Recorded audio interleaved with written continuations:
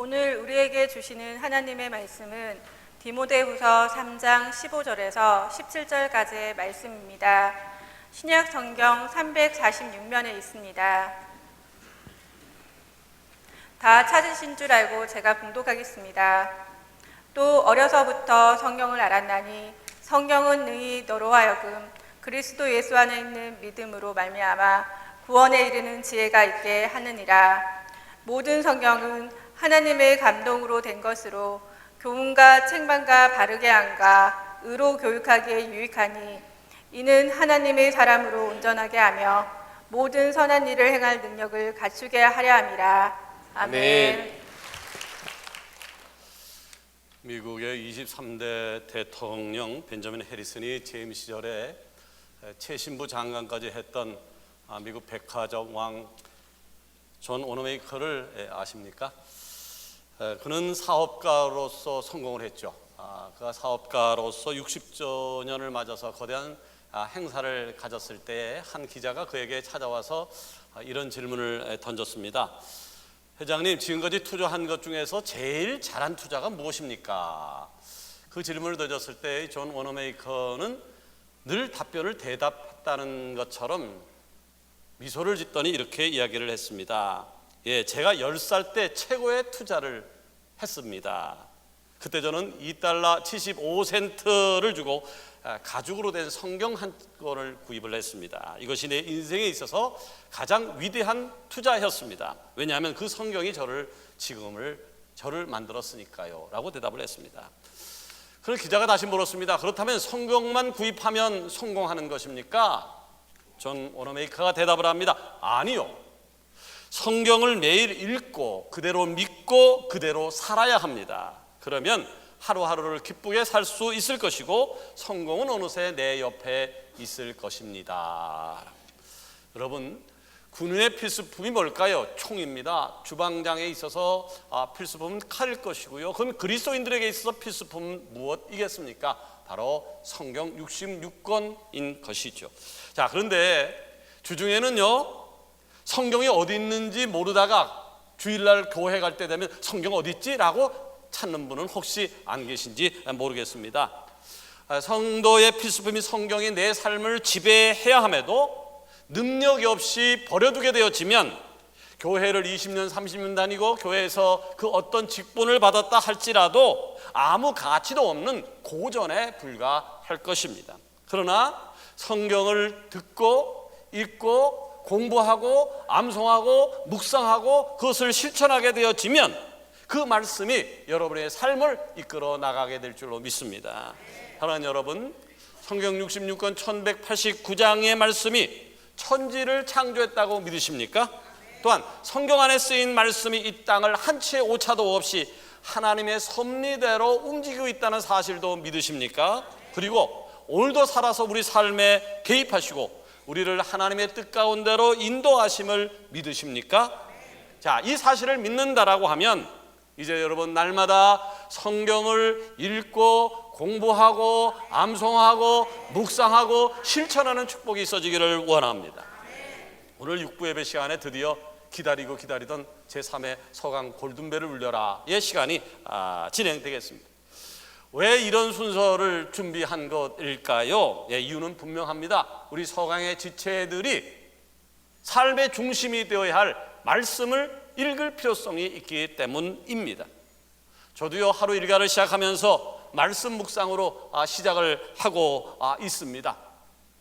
말씀 묵상으로 시작하고 있습니다. 왜 일어나자마자 말씀으로 시작을 하는 걸까요? 목회자라서요? 아닙니다. 내 생각과 그리고 내 뜻이 얼마나 연약하다라고 하는 것을 너무나도 잘 알고 있기 때문입니다.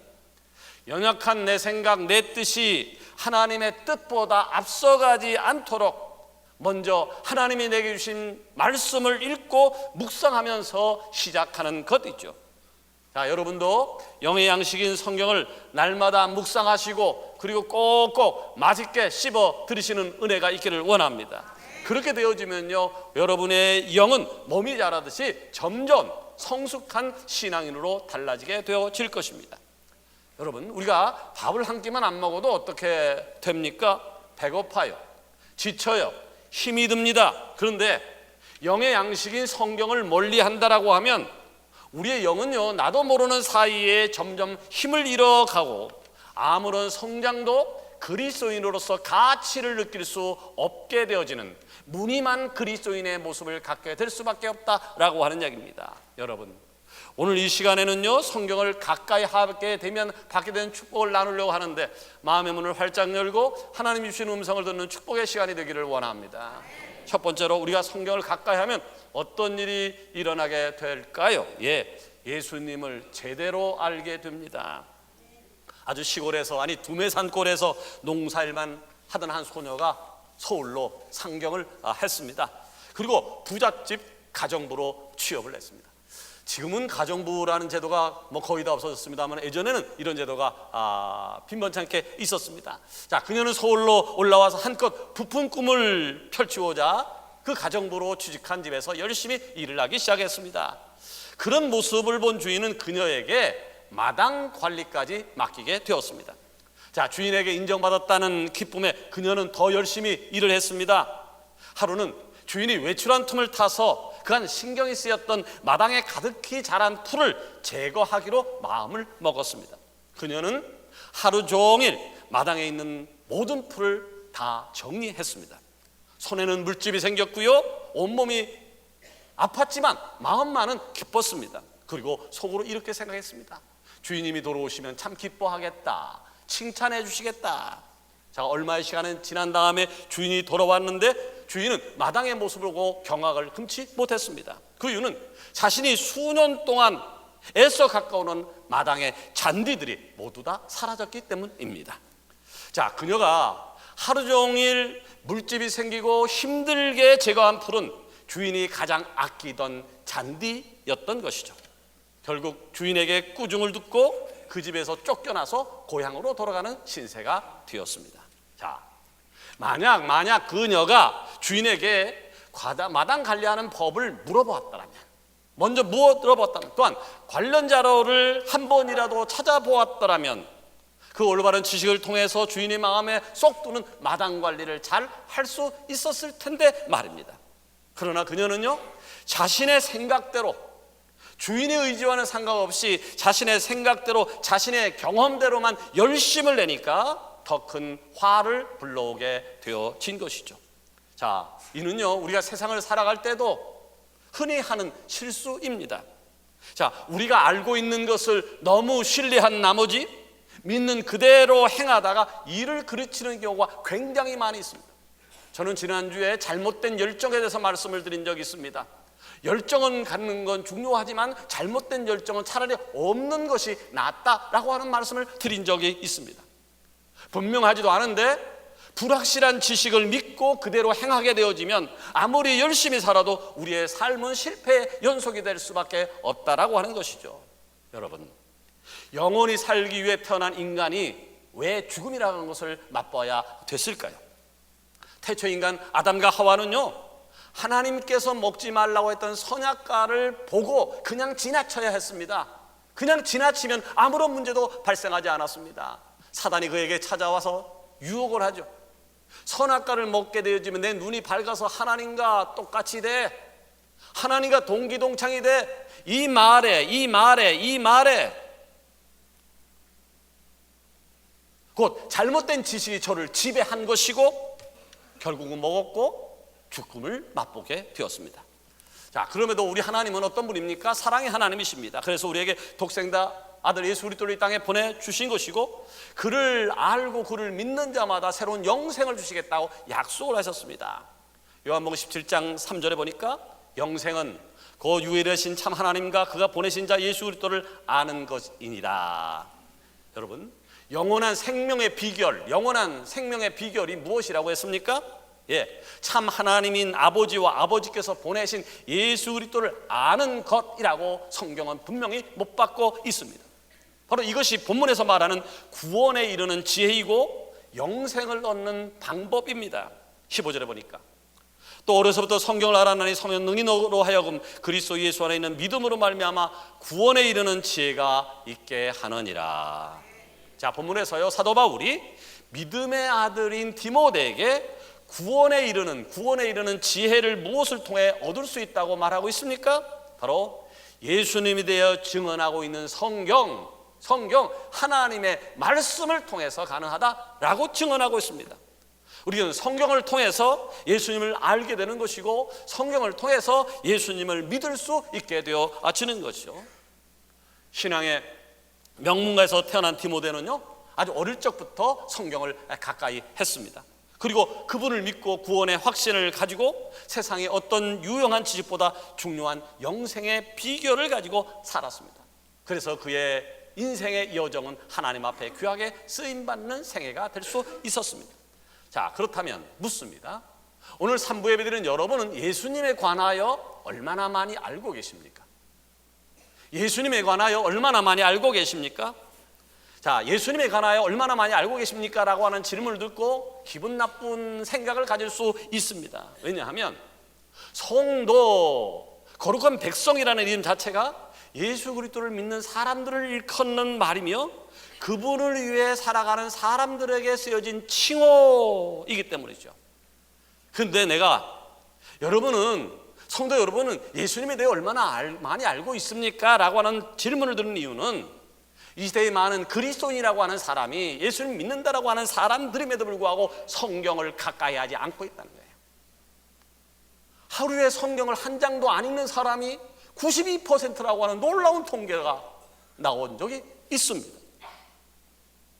자, 성경에 관하여 읽지도 않고 공부도 안 하고 암송도 안 하고 묵상도 안 하면서 예수님에 대해서 알고 있다고 착각하는 사람들이 있다라고 하는 얘기예요.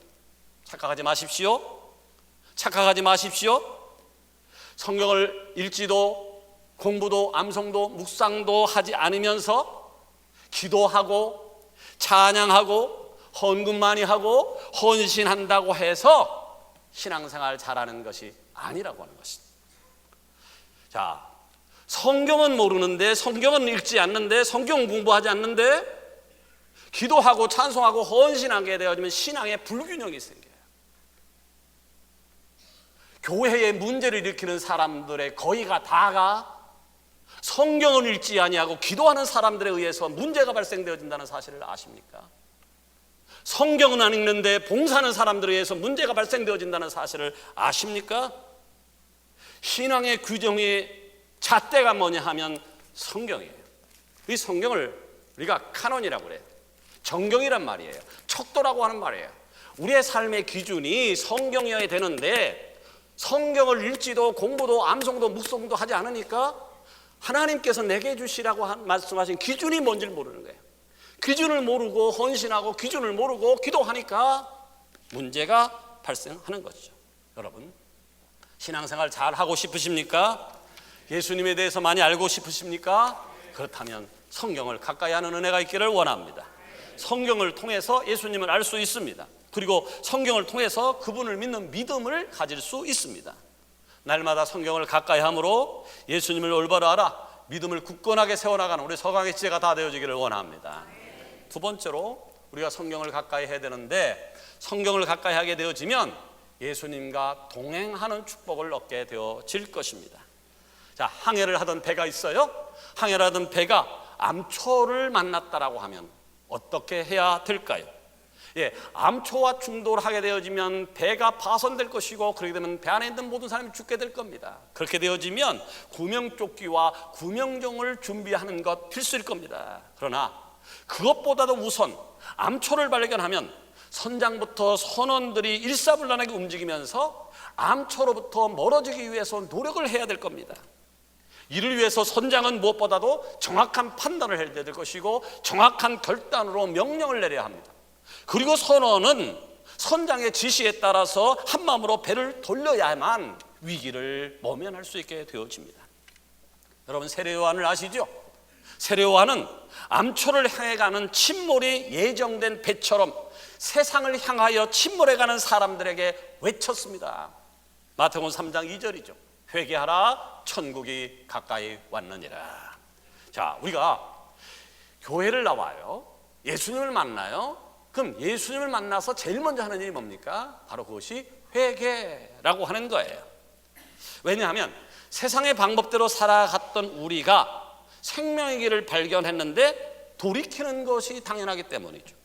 그런데 이 시대의 교회는 회개라고 하는 것을 무거운 주제로 봐요. 그래서 목회자도 회개라는 소리를 안 해요. 성도들도 회개라는 소리를 듣기 싫어해요.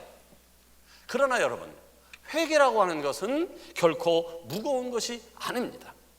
오히려 예수님을 알고 예수님을 경험한 사람들이 예수님과 동행하기 위한 축복의 첫 걸음이라고 하는 거예요. 그래서 감리교를 창시한 존 요한 웨슬레는 이런 얘기를 했습니다. 회개란 하나님 나라에 들어가기 위한 스타트 라인에 선 것이다 라고 한 얘기를 했습니다만은, 자, 어떤 분들은 말합니다.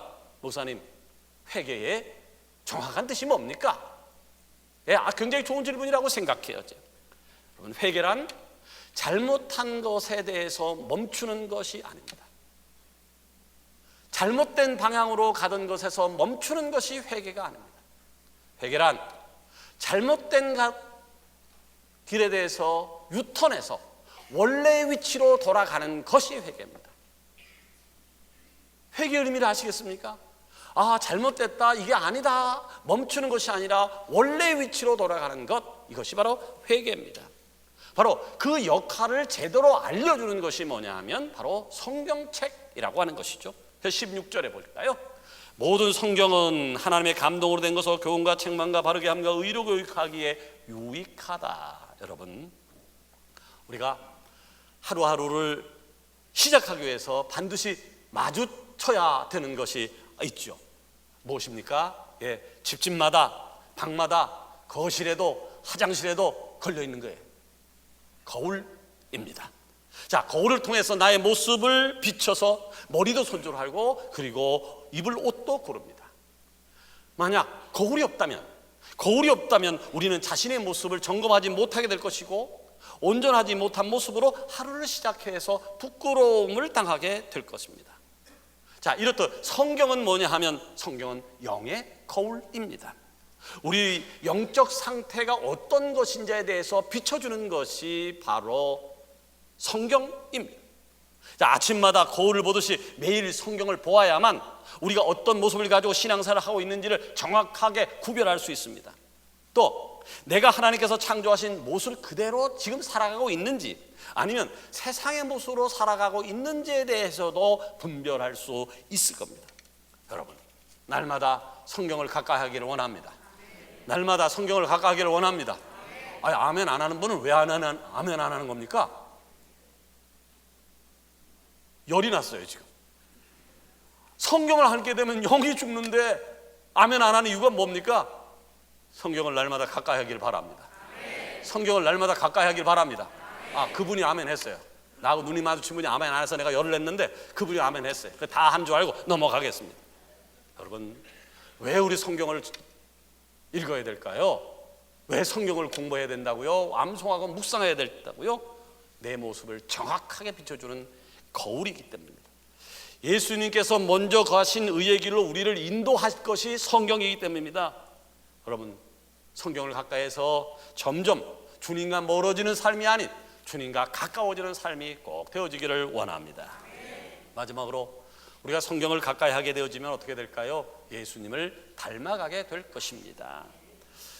우리 교회에서도 해외 선교사를 많이 파송을 했습니다만은 선교사들이 한국 사람이 밖으로 나가는 것, 선교사들이 다른 나라에 가서 제일 먼저 하는 일이 뭘까요? 그것은 바로 언어를 배우는 겁니다. 이 언어를 배우기 위해서 3년, 4년, 5년을 투자합니다. 굉장히 긴 시간이 요해지는 굉장히 어려운 일이죠. 맥스웰이라는 선교사가 있었습니다. 이 맥스웰이라는 선교사가 인도에서 예수님을 전하고 있었는데 언어 때문에 굉장히 큰 어려움을 겪게 되었습니다. 인도에서요, 공식적인 의사소통으로 사용하는 언어는 영어와 힌디어 두 가지로 정해져 있습니다. 하지만 13억 5천만 명이나 되는 많은 사람들이 다양한 언어를 사용해서 각 주마다 공용어로 인정하는 언어가 장마치 24개가 있고요. 그 언어들을 제외하고도 500만 명 이상이 사용하는 언어가 10여 개가 더 있다고 하니까 그만큼 다양한 언어가 존재하는 나라가 바로 인도라고 하는 나라죠. 학자들의 조사에 의하면요, 인도에는 최소한 800여 개의 언어와 2,000개가 넘는 방언이 있을 것이다 추정을 하고 있습니다. 그러니까 이 맥스웰 선교사가 인도 각지마다 돌아다니면서 복음을 전한다는 것이 얼마나 어려웠는지를 충분히 짐작하고도 남음이 있을 겁니다. 그래서 맥스웰 선교사는요, 먼저 그 마을 현지어를 아는 사람과 몇 개월간 동고동락하는 겁니다. 그래서 그 사람에게 언어를 배우고 그 지역 선교 활동을 시작하게 되어진 거죠. 그래서 한 마을에서 언어를 배우고 한 교회를 세우고 또 다른 마을에 가서 언어를 배우고 교회를 세우고 또 다른 마을에 가서 똑같은 식으로 되풀이하는 중에 어떤 마을에서도 기존에 했던 방법으로 그 마을에서 공용어를 할 줄 아는 현지 청년을 찾아가서 언어를 가르쳐 달라고 요청을 했습니다. 그러나 그 마을에서 유일하게 공용어를 할 줄 알았던 그 청년은 이 선교사의 제안을 단번에 거절합니다. 혹시 돈을 조금 줘서 그런가 해서 돈을 더 주겠다고 이야기했지만 안 된다라고 얘기했습니다. 혹은 자신이 선교사라는 소문을 들어서 그런가 싶어서 제안을 합니다. 당신에게 언어를 배우는 동안 예수님의 예자도 끊이지 않을 테니 내게 언어를 가르쳐 달라고. 그 청년은 그제서 입을 열었습니다. 그래도 실수입니다. 당신에게 언어를 가르쳐주며 같이 살았던 사람들은 다 그리스도인이 됐다는 소문이 여기까지 왔습니다. 제가 당신과 함께 살면서 언어를 가르쳐주게 되면 마을 사람들이 저를 핍박하게 될 것입니다. 그러니 절대로 당신에게 이 지역의 언어를 가르칠 수 없습니다. 맥스웰 선교사는요, 그 청년이 완강히 거절했기 때문에 그 지역의 언어를 배우지 못했습니다. 근데 얼마 후에 그 마을이 전체가 복음화가 되었습니다. 어떻게 언어도 몰랐는데 그 마을에 복음화가 되어진 것일까요? 방법은 너무나도 간단했습니다. 이 맥스웰 선교사는요, 날마다 성경을 묵상한 대로 살았습니다. 그는 말씀을 통해서 예수님의 사랑을 잘 이해했고 그것을 실천했고 그것이 향기가 되어서 말이 안 통했지만 그의 사랑이 그의 삶을 통해서 마을 사람들에게 전파되어진 것이고 마을 사람들이 이에 감동해서 복음을 받아들이게 되었다라고 하는 것이죠. 사랑하는 여러분, 성경을 즐기시기를 바랍니다. 성경을 읽으시기를 바랍니다. 성경을 통하여 우리는 예수님을 알게 되는 것이고 성경을 읽는 중에 성령님의 감동으로 예수님과 동행하게 되어지면 우리는 틀림없이 예수님을 닮아가게 될 줄로 믿습니다. 자, 우리가 지금까지 살펴본 15절과 16절의 과정이라고 하면 17절의 말씀은 결과입니다. 17절을 읽어볼까요? 이는 하나님의 사람으로 온전하게 하며 모든 선한 일을 행할 능력을 갖추게 하려 함이라. 성경은 하나님의 사람인 우리를 완전하게 만들어 줄 것이고요, 성경은 모든 선한 일을 행할 능력을 주실 것이고요, 성경은 우리가 귀하게 쓰임받도록 우리의 삶을 이끌어 줄 것입니다. 그래서 에베소서 4장 13절에 보니까 우리가 다 하나님의 아들을 믿는 것과 아는 일에 하나가 되어 온전한 사람을 이루어 그리스도의 장성한 분량이 충만한 데까지 이를 것이다 라고 했습니다. 사랑하는 성화의 지체 여러분, 하나님의 사람, 곧 성도라는 이름에 합당한 삶을 사는 비결은 다른 복잡하고 어려운 과정을 필요로 하지 않습니다. 그저 쉽습니다. 날마다 성경을 묵상하고 하나님의 아들 예수 그리스도를 더 깊이 알아가고 그분을 더 굳게 믿고 그분을 더 닮아가는 겁니다. 우리가 이렇게 점점 예수님을 닮아간다면 자연스럽게 우리를 통해서 하나님께서 영광 받으실 것이고 이 땅이 주님께로 돌아오게 될 줄로 믿습니다. 이제 말씀을 맺으려고 합니다. 성경은 우리의 생각과 삶을 하나님이 원하시는 대로 이끌어 주는 진리의 말씀입니다.